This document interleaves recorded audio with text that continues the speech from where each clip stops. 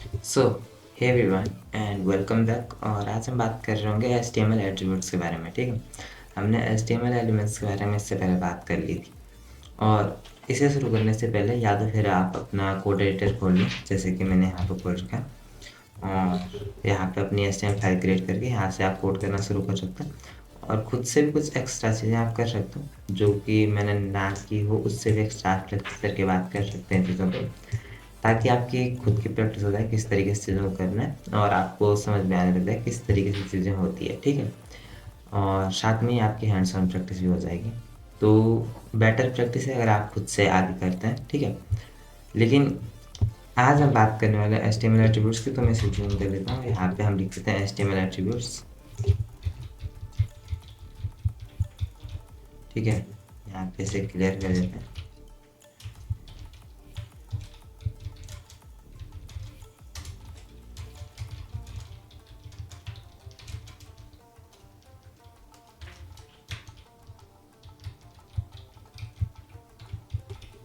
तो आते हैं यहाँ पे HTML एट्रीब्यूट्स क्या होता है। HTML attributes provide additional information about HTML elements. तो जितने भी हमारे HTML एलिमेंट्स होते हैं, सबके पास अपना एक मतलब कुछ ना कुछ ऐसे एट्रीब्यूट होते हैं जिन्हें हम हर एक एलिमेंट्स के साथ यूज़ कर सकते हैं। ठीक है, तो ये जो हमारे एट्रीब्यूट्स होते हैं हमारे HTML एलिमेंट्स के बारे में एक्स्ट्रा इन्फॉर्मेशन प्रोवाइड करते हैं। जैसे कि हमने इससे पहले यूज़ किया था, हमने एंकर टैग को इस तरीके से यूज़ किया था, जैसे हम ये कहते हैं, जब भी हम अपने कीवर्ड पे ये लिखेंगे और इंटर करेंगे इस तरीके से, जो आपके पास ये आ रहा है, इसे अगर आप इंटर करते हैं तो इस तरीके से आएगा। इसे हम एंकर टैग कहते हैं। तो पहले मैं कॉपी करके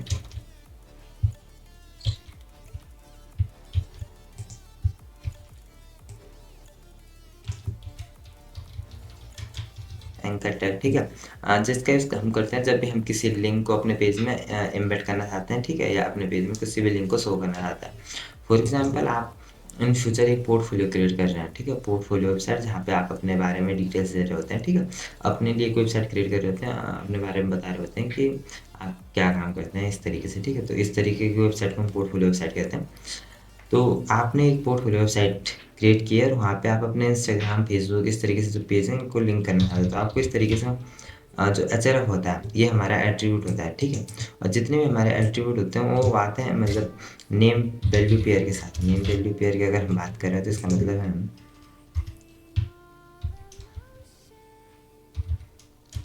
नेम नेम वैल्यू पेयर के साथ। ठीक है, नेम और वैल्यू पेयर के साथ आते हैं। किस तरीके से, तो हमें पहले एट्रीब्यूट का नाम आता है यहाँ पे। तो अगर हम इसे यहाँ से देखें, एट्रीब्यूट का नाम आता है, एट्रीब्यूट का नाम आता है यहाँ पे, एट्रीब्यूट का नाम आता है यहाँ पे, और यहाँ पे उसकी कोई वैल्यू आ रही होती है। ठीक है, और जितनी भी हमारी वैल्यू होती है उनको एक चीज़ ध्यान में रखना है, आपको इसके अंदर लिखना है। जो कोड होता है इसके अंदर आपको इस तरीके से लिखना है। ठीक है, वैसे तो मतलब कोई स्ट्रिक्ट रूल नहीं है कि आपको लिखना है, लेकिन हाँ, ये एक अच्छी प्रैक्टिस है कि आप एट्रीब्यूट की वैल्यू को इसके अंदर लिख रहे हैं, तो हमारा कोटेड है। और एट्रीब्यूट जो आता है हमारा, वो आता है एक नेम एंड वैल्यू के साथ। ठीक है, और इनके बीच में इक्वल टू का साइन होता है। ठीक है, तो पहले एट्रीब्यूट का नेम, यहाँ पे एट्रीब्यूट की वैल्यू, और वैल्यू कुछ भी हो सकती है। जैसे हम एंकर टैग की बात कर रहे हैं तो इसमें आता है हमारे लिए एचआरएफ एट्रीब्यूट। ठीक है, एचआरएफ ये हमारा एट्रीब्यूट होता है इस तरीके से, और यहाँ पे इसकी कुछ वैल्यूज आ रही होती है। यहाँ पे जो वैल्यू आती है वो होती है कि हम बता रहे होते हैं हमें किस लिंक पे रिडायरेक्ट करना है। तो वाली लिंक हम यहाँ पे दे रहे होते हैं। फॉर एग्जाम्पल मुझे लिखना है, मुझे जाना है यहाँ से www.youtube.com/@।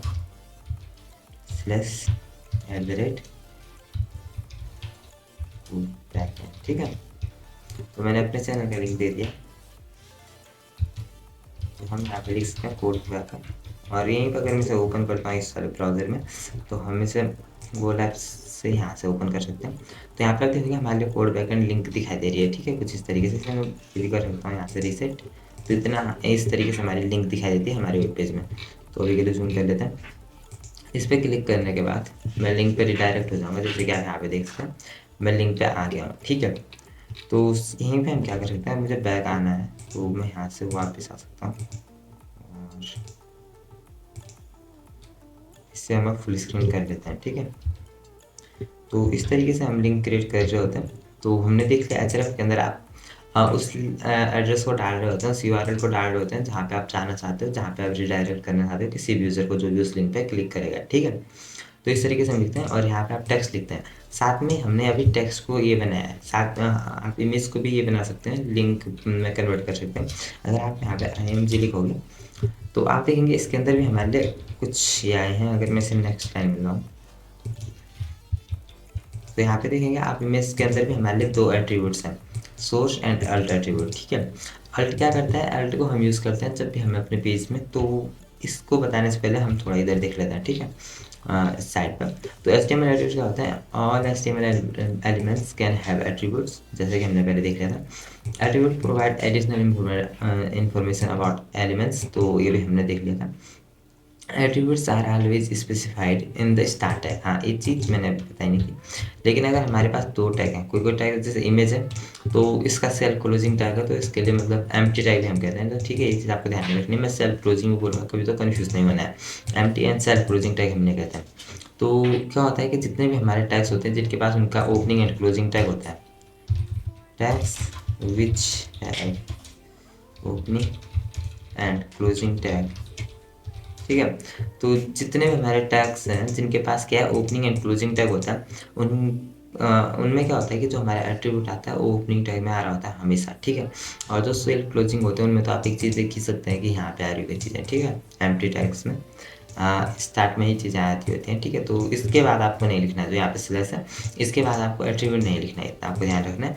और जो हमारा ओपनिंग एंड क्लोजिंग टैग होते हैं, तो जैसे कि यहाँ पे ओपनिंग है, थोड़ा सा इसे दूर कर लेता हूँ, हाँ। तो ये देख सकते हैं ये वाला हमारा ओपनिंग है और ये वाला क्लोजिंग है, तो ओपनिंग में ही हमारे एट्रीब्यूट आते हैं, ठीक है। तो इसे हम यहाँ से इस तरीके से लिख सकते हैं, तो यहाँ पे आप देख सकते हैं, ठीक है, इन द स्टार्ट टैग। और attribute usually comes in name या value pair like name is equal to, यहाँ पे वैल्यू आ रही है। द href एट्रीब्यूट की हमने बात की थी, href attribute specifies the URL of the page the link goes to, तो जिस पे हमारी लिंक जानी चाहिए उस यूआरएल को हम वहाँ पे लिखते हैं href के अंदर, ठीक है। तो ये हमने देख लिया था, आगे हम इसको और डिटेल में पढ़ लेंगे। तो अभी के लिए चलते हैं सोर्स पे, ठीक है। तो इमेज में अगर हम देखें तो the image tag is use to embed an image in an HTML page. तो जब भी हम अपने HTML पेज में किसी भी इमेज को इम्बेड करना चाहते हैं तो हम वहाँ पे इमेज टैग का यूज़ करते हैं, जो हमें अभी तक दिखते हैं, ठीक है। तो उसके पास दो ये होते हैं, एक तो होता है सोर्स एट्रीब्यूट और एक होता है अल्ट एट्रीब्यूट। दोनों के क्या यूज केसेस हैं हम यहाँ पे देखते हैं। The source attribute specifies the path to the image to be display.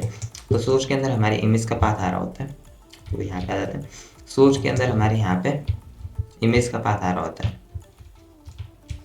Path to image, ठीक है। तो इस तरीके से यहाँ पे इमेज का पाथ आ रहा होता है, तो अभी के लिए पाथ नहीं है, सिर्फ आपको बताने के लिए लिखा गया text to be shown when any error occur, ठीक है। तो जब भी कुछ एरर हमारे पास आए तो कौन सा टेक्स्ट हमें दिखाना, वो अल्टरनेटिव के अंदर आता है। तो अल्टरनेटिव क्या होता है, तो इसी तरीके से आप समझते हैं एक एडिशनल इन्फॉर्मेशन हमारी इमेज के बारे में बता रहे हैं। अगर हमने इमेज टैग के अंदर इन एट्रीब्यूट्स के अंदर हमने कुछ भी नहीं लिखा है तो ब्राउज़र ऑटोमेटिकली डिटेक्ट नहीं कर लेगा, या फिर हमारी HTML फाइल ऑटोमेटिकली डिटेक्ट नहीं कर लेगी हमें कौन सी इमेज डिस्प्ले करनी है अपने ब्राउज़र में, ठीक है। तो इसलिए हमारे पास होता है एट्रीब्यूट जिसको हम कहते हैं सोर्स एट्रीब्यूट, ठीक है, SRC, जिसे हम कहते हैं सोर्स एट्रीब्यूट, जैसे शॉर्ट में लिखा गया SRC, ठीक है।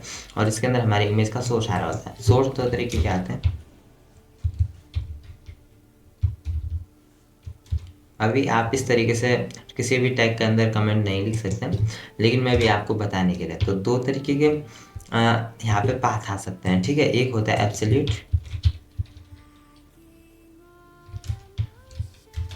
पाथ, जैसे कि हम यहाँ पे देख सकते हैं एब्सोल्यूट यूआरएल और कंट्रोल V, और दूसरा होता है हमारा रिलेटिव यूआरएल, ठीक है, कंट्रोल C, रिलेटिव यूआरएल। तो यहाँ पे मैं से कंट्रोल X करके ऊपर लिख सकते हैं, ठीक है।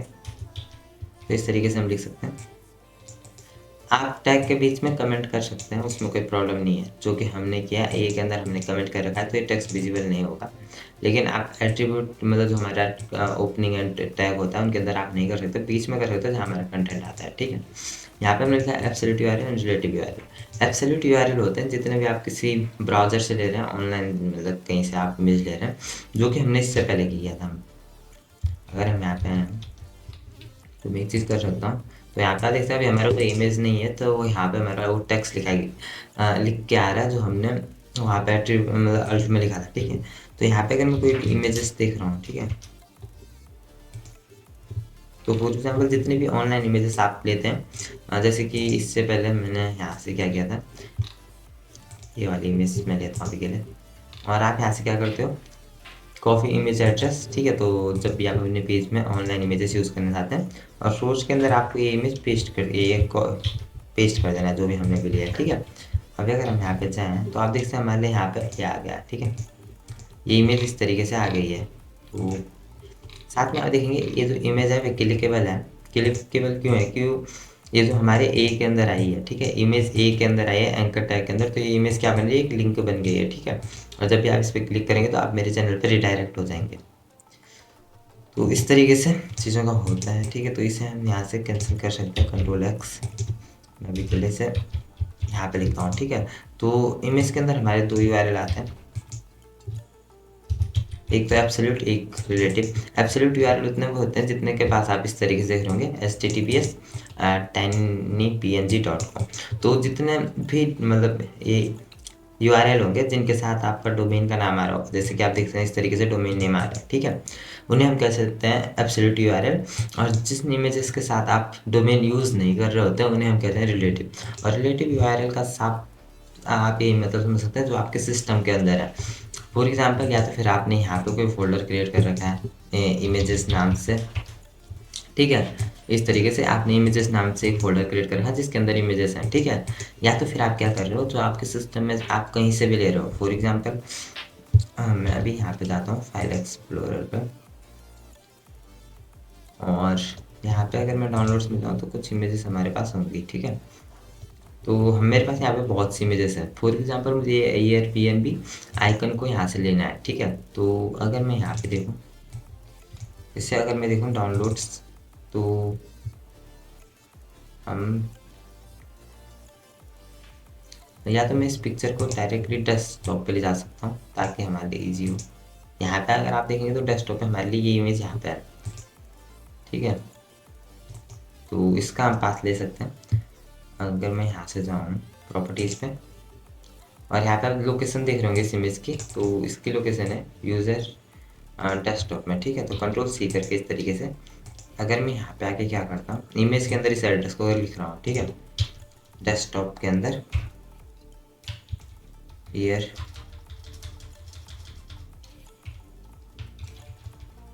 डेस्कटॉप के अंदर ईयर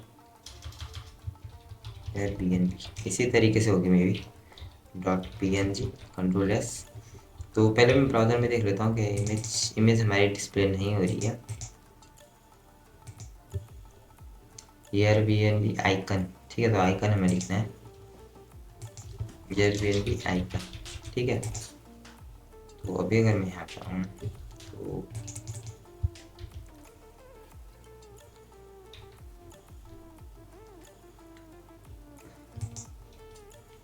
यहाँ पे इसे इस तरीके से लिखेंगे, ठीक है, Airbnb icon .png, may be यही इमेज का नाम होगा। तो अभी भी हमारे पास नहीं आ रही है,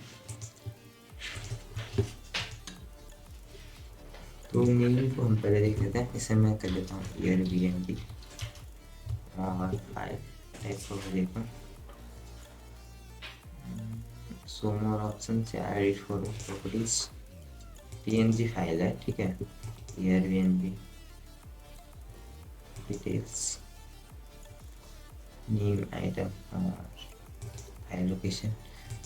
तो इसे हम क्या कहते हैं यूजर्स फिनिश, इस तरीके से डेस्कटॉप एयरबीएनबी यार। अभी के लिए पता नहीं किस तरीके से आएगी, लेकिन जब भी आप इमेज अपने सिस्टम से ले रहे होते हैं तो उसे हम कहते हैं हमारे इसमें आती है, ठीक है, रिलेटिव यूआरएल में। हम यहाँ पे डायरेक्टली क्या कर सकते हैं, हम यहाँ से डॉट स्लैश, ठीक है, इस इमेजेस फोल्डर के अंदर जा रहे होंगे। तो इस तरीके से जब भी आप सिस्टम से ले रहे होते हैं, जिनके साथ इस तरीके से मतलब ये वाले यूआरएल नहीं आ रहे होते हैं, कौन से, जो भी हमने कहा था डोमेन नेम नहीं आ रहे होते हैं, वो हमारे रिलेटिव यूआरएल में आ जाते हैं, ठीक है। और जो आपके किसी फोल्डर में हो, ठीक है, आपके सिस्टम में हो, लोकल सिस्टम में, उन इमेजेस को हम कहते हैं, और ये भी शो भी हो जाएगा, ठीक है। अभी के लिए हमें क्या करना है, वो जो इमेज हो पीएनजी है, मे बी इसलिए शो नहीं हो रही है पीएनजी इमेजेस, तो मैं यहाँ से ले सकता हूँ कोई एक इमेज और सेव इमेजेस, और इसे डाउनलोड कर लेता हूँ, क्या लिखें, इमेज, ठीक है, इतना करके इसे सेव कर लेते हैं और यहाँ पे आ जाते हैं। तो यहाँ पे मैंने इसे कर दिया है, ठीक है। तो हम यहाँ पे लिख सकते हैं स्लैश इमेज सेव है, ठीक है। तो अगर आप यहाँ पे आओगे तो ये इमेज हमारे लिए दिखाई देगी, और हमने इस इमेज को पहले यहाँ से डाउनलोड किया है और फिर हमने अपने सिस्टम से इस इमेज को यहाँ पे लिया है। तो इस तरीके से आप इमेज को यूज़ कर सकते हैं, रिलेटिव यूआरएल और एब्सोल्यूट यूआरएल। तो आपको हमेशा रिलेटिव यूआरएल यूज़ करना है जब हम आगे से साइट क्रिएट कर रहे होंगे खुद की, लेकिन अभी के लिए हम एब्सोल्यूट यूआरएल का यूज़ कर रहे होंगे जब भी अगर मैं बीच बीच में यूज़ कर रहा हूँ इमेजेस, क्योंकि वो ज़्यादा ईजी होता है। क्योंकि अगर आपको रिलेटिव इमेजेस यूज़ करनी होती है तो आप खुद के सिस्टम के अंदर इमेजेस पहले लानी होती है, ठीक है, अपने फोल्डर के अंदर यहाँ पे। इस तरीके से आप इमेजेस यूज़ कर सकते हैं, और इसका मतलब क्या है कि रूट के अंदर हमारी जो इमेज फोल्डर है उसके अंदर से ये वाले लेके आओ, ठीक है। नहीं तो हम साथ में ये भी लिख सकते थे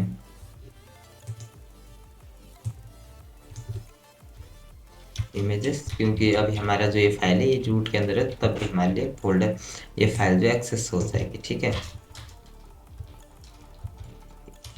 इस तरीके से। तो अभी आए तो अब भी आपकी इमेजेस दिखाई देगी, ठीक है। तो ये हमने देख लिया एब्सोल्यूट यूआरएल, और हमने समझ लिया। इससे प्रॉब्लम क्या होती है, इसमें क्या होती है कि माइट बी अंडर कॉपीराइट, जो एक्सटर्नल इमेजेस होती है जो हम ऑनलाइन लेते हैं, if you do not have the permission to use, ठीक है। अगर आपको परमिशन नहीं है यूज़ करने की, आपको कॉपीराइट आ सकता है, you may be in violation of copyright laws. In addition you can not control external images, it can suddenly be remove और चेंज्ड। तो जो एक्सटर्नल इमेजेस होती है वो सडनली रिमूव हो सकती है आपके पेज से, ठीक है, क्योंकि कुछ भी उसमें चेंजेस आएंगे तो आपके कंट्रोल में नहीं होता है। इसलिए आपको रिलेटिव यूआरएल का हमेशा यूज़ करना है। रिलेटिव यूआरएल में वो इमेजेस आती हैं जो आपकी वेबसाइट में होस्ट की गई हैं। The URL does not include the domain name, तो इसमें डोमेन नेम नहीं आता है। If the URL begin with slash it will be relative to the current page example, इस तरीके से। तो करंट पेज के रिलेटिव में हमारी इमेजेस होती हैं, तो इसे आपको ध्यान में रखनी है। तो यहाँ पे tip, it is almost always best to use relative URLs, they will not break if you change domain. तो हमने ये पहले बता दिया था, आप हमेशा रिलेटिव यूआरएल्स का यूज़ करें क्योंकि वो आपके इसमें कोई एरर नहीं लाएंगे, ठीक है। विड्थ एंड हाइट एट्रीब्यूट होता है हमारे इमेज के पास, जिनका यूज़ हम कर सकते हैं इमेज की विड्थ एंड हाइट कंट्रोल करने के लिए। और जो हमारी विड्थ एंड हाइट होती है इमेज में, वो पिक्सल्स में मिल रही होती है। पिक्सल्स क्या होते हैं वो हम इन डेप्थ बाद में पढ़ रहे होंगे, लेकिन अभी के लिए आप समझ सकते हैं वो जो आपकी इमेजेस होती हैं वो पिक्सल्स में यहाँ पे एक क्रिएट हो रही होती है, जो भी आप विड्थ एंड हाइट के अंदर कुछ भी वैल्यू देते हैं, ठीक है, पिक्सल्स में आपकी इमेजेस हो रही होती है। तो फॉर एग्जांपल मुझे इसको कुछ अल्ट हाइट जेड करके इसे कुछ विड्थ देनी है, मैं चाहता हूँ कि इसे 200 पिक्सल की विड्थ मिले, ठीक है। तो यहाँ पे आके आप देखेंगे तो इसे 200 पिक्सल की विड्थ मिल रही है। वहीं पे अगर मैं इसे 1000 कर दूँ तो 5 टाइम इससे बड़ी होगी, जो हमने अभी देखा। तो आप देखते हैं इस तरीके से, ठीक है। तो इस तरीके से हम विड्थ एंड हाइट दे रहे होते हैं। अभी मैंने विड्थ दी है, लेकिन आपको एक चीज़ ध्यान रखनी है, जब भी आप यहाँ पे इमेजेस दे रहे होंगे तो आप विड्थ एंड हाइट में से सिर्फ एक चीज़ है, उससे आपकी जो इमेज है वो कंप्रेस नहीं होगी, ठीक है। अगर आप दोनों देंगे तो आपकी इमेजेस हो सकती है कंप्रेस हो जाए। मतलब अगर मैं फॉर एग्जाम्पल यहाँ पे हाइट 500 दे रहा हूँ तो थोड़ा सा इमेज में हो सकता है कोई प्रॉब्लम है। यहाँ पे हमारी इमेज थोड़ी सी ये हो गई है, ठीक है। आप देख सकते हैं यहाँ से ये इसमें मतलब प्रॉब्लम आ गई। अगर मैं 1000 भी दे रहा हूँ और यहाँ पे आगे देखें तो हमारी इमेज इस तरीके से कंप्रेस हो जाएगी, या कुछ भी मतलब उसमें प्रॉब्लम आ जाएगी, ठीक है। तो आपको या तो विड्थ देनी है, हाइट उससे इमेज क्या है खुद से मतलब वो कर देगी एडजस्ट, ठीक है। तो आप देखेंगे तो अगर हम इस तरीके से देंगे तो उसमें थोड़ा सा इक्वलिटी रहेगी, ठीक है, इमेज में। तो थोड़ा सा इमेज का छोटा करके इसे 100 देना है, तो आप इस तरीके से देख सकते हैं। तो ये भी हमने देख लिया। यहाँ पे अगर आए विड्थ हाइट हमने, अल्टरनेटिव का क्या काम होता है, alternative text for image if the image for some reason can not be displayed. तो अगर आपकी इमेज डिस्प्ले नहीं हो पा रही किसी रीजन से आपके पेज में, तो उस रीजन में उस टाइम हमारा अल्टरनेटिव टेक्स्ट दिखाई देगा। तो इस अल्ट को हम बोलते हैं अल्टरनेटिव टेक्स्ट, ठीक है। This can be due to a slow connection, अगर स्लो कनेक्शन है, और error in the source attribute, अगर आपने सोर्स एट्रीब्यूट के अंदर कुछ गलत एड्रेस डाल दिया था, तो हम अभी तक देखते हैं, ठीक है। और if the user uses a screen reader, तो जो भी कोई स्क्रीन रीडर का यूज़ करते हैं उनके लिए भी अल्टरनेटिव टेक्स्ट यूज में आता है। तो आप हम इसी तरीके से हम यहाँ पे लिख सकते हैं अल्टरनेटिव टेक्स्ट। एक आपको इस तरीके से कंटेंट लिखना है, यूजर को पता चलता है कि आपके इमेज के अंदर क्या है, लिव इन द फ्लोर, इस तरीके से हम लिख सकते हैं। और अभी अगर हम यहाँ पे आए तो आप लिख सकते हैं अभी हमारी इमेज दिखाई दे रही है, लेकिन बाई चांस अगर हम यहाँ पे एड्रेस में कुछ भी एरर कर देते हैं तो आपको दिखते हैं लिव इन द फ्लोर, ठीक है। तो ये हमने देख लिया, और इसको भी हम आगे और डिटेल में देख लेंगे, लेकिन अभी के लिए हम सिर्फ एट्रीब्यूट की बात करने वाले हैं। एक होता है आपका स्टाइल एट्रीब्यूट, जिसका यूज़ करके हम CSS अपने पेज में दे सकते हैं। फॉर एग्जांपल CSS प्रॉपर्टीज़ के अंदर क्या क्या आते हैं, अगर आपको इसके बारे में नहीं पता तो आपको उसके लिए कुछ भी अभी ये नहीं करना है। मैं स्टाइल में जाके क्या कर सकता हूँ, स्टाइल एट्रीब्यूट मैं क्या कर सकता हूँ, इमेज को, तो हम इमेज के लिए नहीं देंगे अभी, स्टाइल एट्रीब्यूट हम एंकर टैग के लिए देंगे, ठीक है। एंकर टैग में हमें चेंजेस करने हैं कुछ, ठीक है। मैं चाहता हूँ कि इसका कलर हो, जो टेक्स्ट कलर हो वो मतलब यहाँ पे एक्वा में आ जाए, ठीक है। तो इस तरीके से हम चेंजेस कर सकते हैं, जो हम CSS से करते हैं वो हम स्टाइल के अंदर चेंजेस कर सकते हैं। फॉन्ट फैमिली को भी हम यहाँ पे इसकी चेंज कर सकते हैं,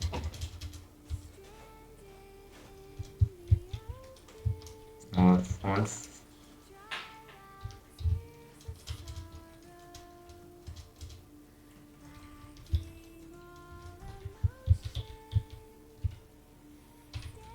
फॉन्ट फैमिली, ठीक है।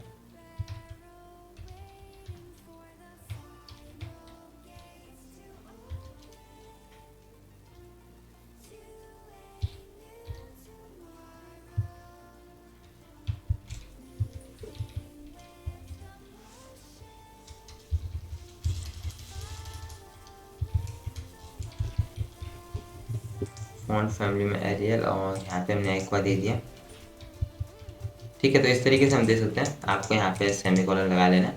तो इस तरीके से हम कलर का यूज़ कर सकते हैं। अगर आप यहाँ पे आओगे तो अभी हमने इसके अंदर कोई टेक्स्ट लिखा हुआ नहीं है, हम यहाँ पे कोड का अगर लिखोगे तो इसमें कुछ चेंजेस आप देखोगे यहाँ पे, जैसे कि आप यहाँ पे देखते हैं चेंजेस आए हैं इसके अंदर।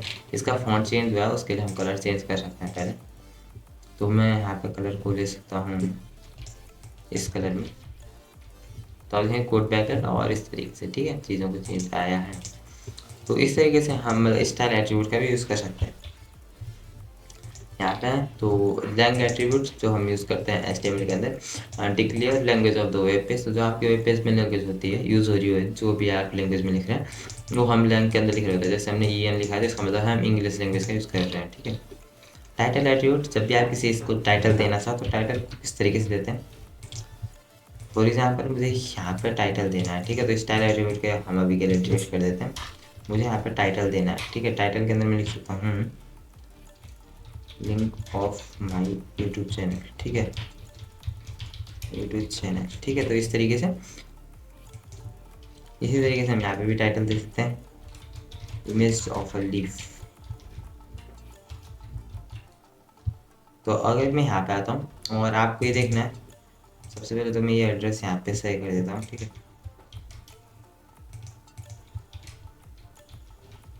और अभी अगर मैं यहाँ से इसे क्या कर दूँ, रिसेट करके ये कर देता हूँ। और टाइटल इस तरीके से आप इस पर अगर हवर करोगे तो आपको दिखेगा link of my YouTube channel. Image पे अगर आप हवर करोगे तो आपको वहीं पे दिखा देगा इमेज ऑफ लिंक। तो जो हम टाइटल देंगे इस तरीके से आपको दिखाई देता है, ठीक है। यहाँ पे यूज़ लोअर केस एट्रीब्यूट, ठीक है। तो आपको लोअर केस यूज़ करना है, मतलब सजेस्ट करते हैं। और एक अच्छी प्रैक्टिस है, अगर आप लोअर केस कर रहे हैं आपको ये चीज़ ध्यान में रखनी है, ठीक है। कोड को आपको यूज़ करना है, वो हमने देख लिया था। सिंगल और डबल कोट आप किसी एक को यूज़ कर सकते हैं। अगर आपने बाहर सिंगल कोट लगाया और अंदर आप कोई वैल्यू यूज़ कर रहे हैं जिसके बाहर आप कोड चाहते हैं कि कोड दिखा दे यूज़र को, तो अंदर आपको डबल कोट, और अगर आपने बाहर डबल कोट यूज़ किया तो अंदर आपको सिंगल कोट, ठीक है। ये चीज़ आपको ध्यान रखनी है। तो समरी में अगर देखें, हम सबके पास एट्रीब्यूट्स हो सकते हैं। HRF का यूज होता है URL, जहाँ पे हम पेज में जाना चाहते हैं। सोर्स, जहाँ पे हम इमेज, जो भी हम इमेज शो करना चाहते हैं उसका source. Width and height attribute, image provide size information for images, अपनी इमेज की साइज को कंट्रोल करने के लिए। Alt attribute for image, provide an alternative text for image. Style attribute use to add style to an element such as color, font size and more, ठीक है। Line attribute of the HTML tag declares the language of the web page। जो भी हमारे web page की language है उसको हम Lang के अंदर लिख रहे होते हैं अपने HTML एट्रीब्यूट टैग के अंदर, ठीक है। Title attribute define some extra information about an element. तो ये बेसिक चीज़ें थी जो हमने कवर की हैं आज के लेक्चर में, और आज के लिए बस नहीं। Thanks for watching, don't forget to hit the bell icon button अगर आप इस चैनल पर नए हैं।